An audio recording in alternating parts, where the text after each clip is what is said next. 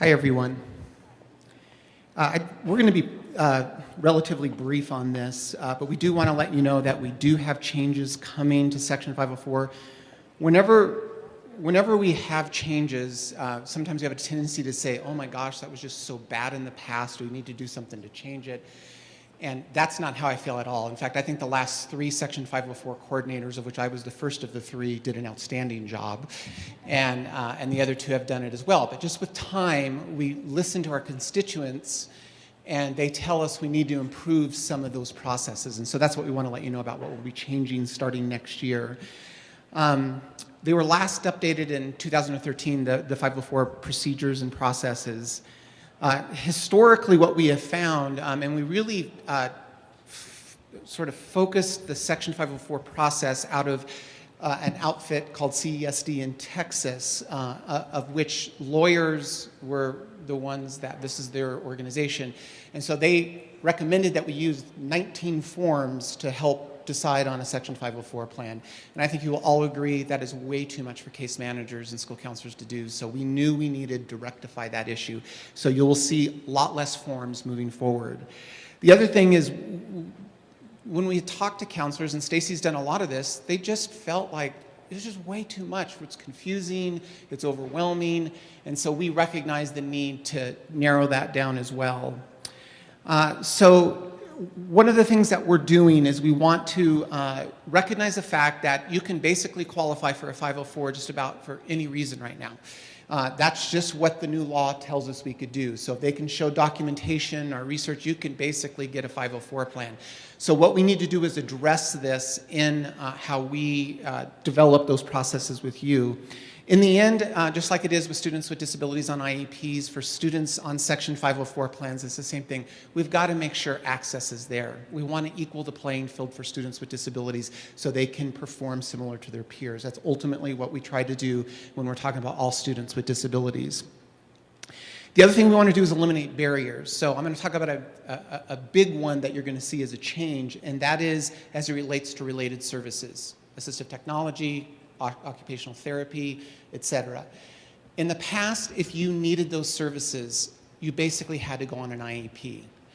And what I want to make very clear moving forward is the issue becomes specially designed instruction.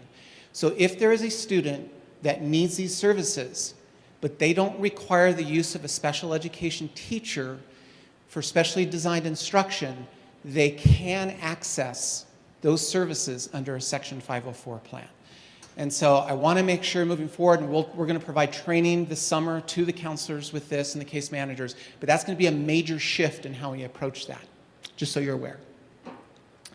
And the rest, I'm just going to turn it over to Stacy, because the rest of it really has to do with monitoring. Our goal for monitoring is not to get you. Our goal for monitoring is to help you. And I want to make that very clear. How do we improve our processes? And let's turn it over to Stacy. Hi, good morning. So basically part of my role this year is actually been involved in visiting all of our schools district-wide, meeting with all of our case managers for 504, and actually assessing how we are different from one building to the next in our 504 practices.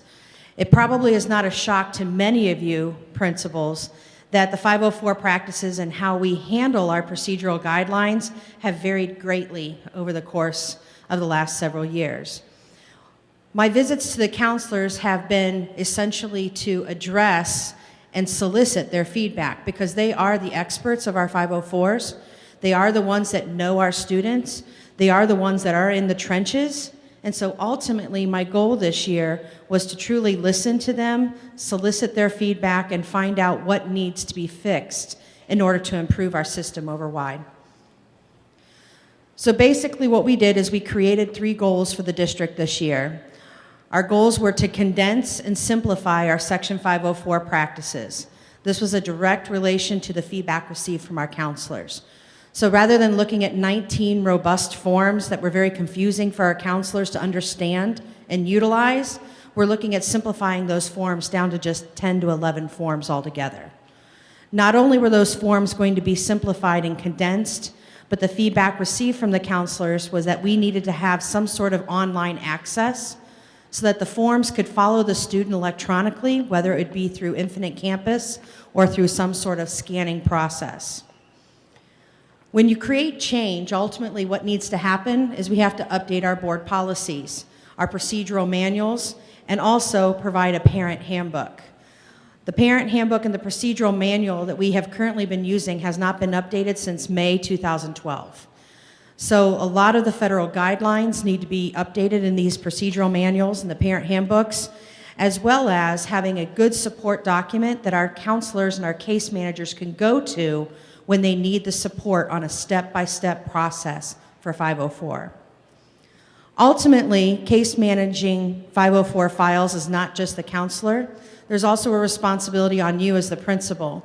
Most of you are the LEAs in these meetings, so ultimately our purpose today is to actually inform you as we move forward what our intent is and an overarching goal. So basically we've condensed our forms down to 10 to 11 forms. We are currently in the process of soliciting that feedback from our counselors, getting succinct, focused attention to our forms. It's been a very overwhelming experience for me, but also informative to go to each of the buildings and meet each of the counseling teams and to find a little bit more about each of our schools and how they work with our student populations. We will be conducting, we intended to have a training in February, but due to the flooding and the weather, we were unable to actually have contact with our counselors. So we will be conducting a mandatory counselor training in August during the week when our counselors return. I will be corresponding that communication through you so that you can help me ensure that our guidance counselors and our 504 case managers are in attendance to that training. It'll be essentially very important for you to support them in their attendance because that's where they will be receiving their foundational experiences for procedural guidelines, how to utilize the new forms and processes, and how to upload and work with the online form that we are hoping to implement this summer. We will be having a procedural manual, a handbook for our parents, and ultimately making this a much more simplified process for all of our teachers. I know I just gave you a lot of information and you're looking at me going, oh my gosh, what's going to happen in the next few months? Please don't hesitate to contact Frank or I with any questions you may have regarding what's happening over the next few months. I can assure you that Frank and I will keep you all informed as we are moving forward with our budget. How is the budget going to impact our 504 rollout?